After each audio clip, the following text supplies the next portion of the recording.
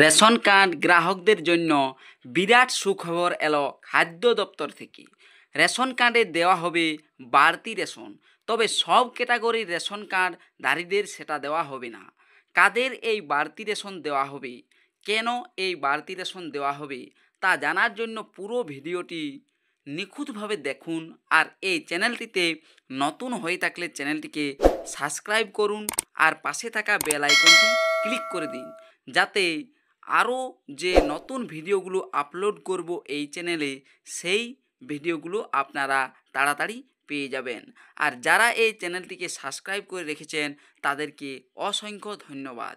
তাহলে এই যে কথাটি বললাম, রেশন গ্রাহকদের বাড়তি রেশন দেওয়ার পরিকল্পনা করছে খাদ্য দপ্তর, সেটা কোন কার্ডের ক্যাটাগরির ক্ষেত্রে এই বাড়তি রেশন দেওয়ার পরিকল্পনা করছে সরকার অথবা খাদ্য দপ্তর, সেটাই আমি এই ভিডিওতে আপনাদেরকে দেখাচ্ছি।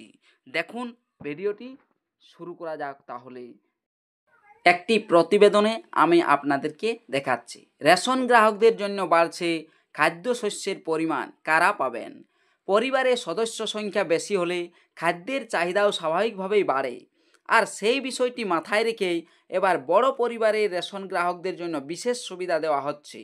তাদের বাড়তি রেশন খাদ্যশস্য দেওয়া সিদ্ধান্ত নিচ্ছে রাজ্য খাদ্য দপ্তর। তবে সকলেই এই সুবিধা পাবেন না। কারা পাবেন সে বিষয়টি জানানো হয়েছে খাদ্য দপ্তরের তরফ থেকে। খাদ্য দপ্তর সূত্রে জানা যাচ্ছে, অন্তদয় রেশন গ্রাহকদের এই বাড়তি খাদ্যশস্য দেওয়া হবে, অর্থাৎ ওয়াই ক্যাটাগরি যাদের রেশন কার্ড রয়েছে তাদেরকে। দপ্তরের এক পর্যালোচনায় দেখা গিয়েছে অনেক অন্তদয় পরিবারে সদস্য সংখ্যা 10 জনের বেশি, অর্থাৎ একটা পরিবারে ওয়াই ক্যাটাগরি রেশন কার্ড 10 জনেরও বেশি রয়েছে। অথচ কেন্দ্রীয় নিয়ম অনুযায়ী এই প্রকল্পে প্রতিটি পরিবার মাসে মোট 35 কেজি চাল গম পায়। সদস্য সংখ্যা যতই হোক, বরাদ্দ তার থেকে বাড়ে না। অর্থাৎ ওয়াই রেশন কার্ড যতগুলোই থাক, 35 কেজি চাল আর গম মিলে পাওয়া যায় 21 কেজি চাল আর 14 কেজি আটা। কিন্তু জঙ্গলমহলের ক্ষেত্রে অবশ্য প্রত্যেক কার্ডে 3টি কার্ড বাদে 11 কেজি করে চাল বেশি পায়, কিন্তু এটা জঙ্গলমহল বাদে অন্য এলাকায় প্রযোজ্য হয় না। শুধুমাত্র ওয়াই ক্যাটাগরি যতগুলো কার্ড রয়েছে, যতগুলোই থাক, 10টার বেশি থাকলেও সেই 35 কেজি চাল আর গম মিলে পাওয়া যায়। ফলে খাদ্য সরবরাহ যথেষ্ট হচ্ছে না বলে মনে করে খাদ্য দপ্তর।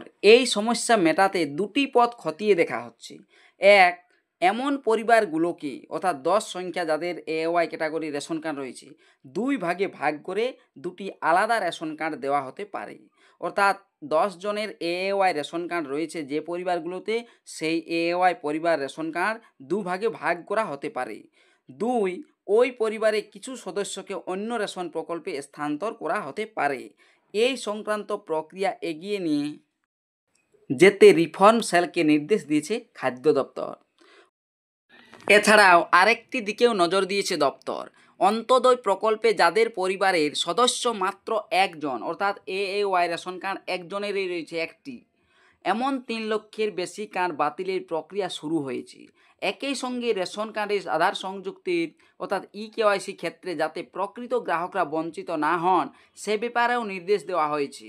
খাদ্য দপ্তর জানিয়েছে, শুধুমাত্র কেওয়াইসি না করায় যদি কোনো প্রকৃত রেশন গ্রাহকের কার্ড বাতিল হয়ে যায় তাহলে সেটা ভুল হবে।